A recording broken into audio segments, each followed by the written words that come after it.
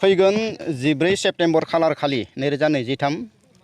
BTR सरकारा नैबे उदालगुरि जिल्लानि सिङाव थानाय भैरबकुन्द आरो माजबाद बेनि गेजेर बाहागोआव थानाय सिकारि दाङानाय मोनसे जायगा दङ। बे जायगायाव बिटिआर सरकारा गासै 10 लाख दंफां फुलि गायनो थाखाय बिथांमोना थांखि लादों, बिथांमोना थिरांथा लादों आरो बे थांखि लानायखौनो जोंबो दुलाराय बर' फरायसा आफाद उदालगुरि जिल्लाया बरायनानै जोङो दिनै बे जायगाखौ नायगिदिंनायजों लोगोसे प्राय जिल्ला एबसुनि सिङाव थानाय गासै 22 आन्सलिक 22टा आन्सलिक कमिटि एबसु दङ आरो बे 22टा आन्सलिक कमिटि एबसुनिफ्राय बिबानगिरि बा मावथि बिथांमोना फैनानै जोङो 1 लाख दंफां फुलि गायनो गोनां जि जायगा बे जायगाखौ जोङो थिक खालामनानै जोङो बेयाव औवानि खुन्थिया जोङो गायनानै होदों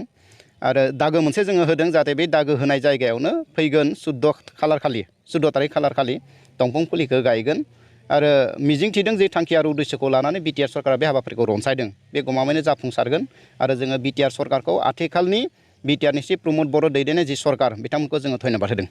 दा बेखायनो जोङो मिजिंथिदों जे गमामायैनो बे जाफुंसारगोन। एबसुनिफ्राय माबायदि जोङो बेयाव ओरैनो जिहेतु मिथिंगाखौ बयबो रैखाथि होनांगौ, दंफां फुलि गायनांगौ, बेखौ जोङो दुलाराय बर' फरायसा आफादाबो नैबे 5 जुन बे खालि जोङो गायबोदों हिसाबै आरो दिनै बिटिआर सरकारा बेयाव जिहेतु सानसेयावनो वर्ल्ड रेकर्डआव माने जायगा लानो थाखाय गिनिस बुकआव जायगा लानो थाखाय जिहेतु सानसेयावनो 10 लाख दंफां फुलि गायगोन, निस्सय दुलाराय बर' फरायसा आफादाबो जोङो बरायनायजों लोगोसे जेसेबां हायो बेखौ जाफुंसार खालामनायाव जों मदद आरो हेफाजाब खालामगोन।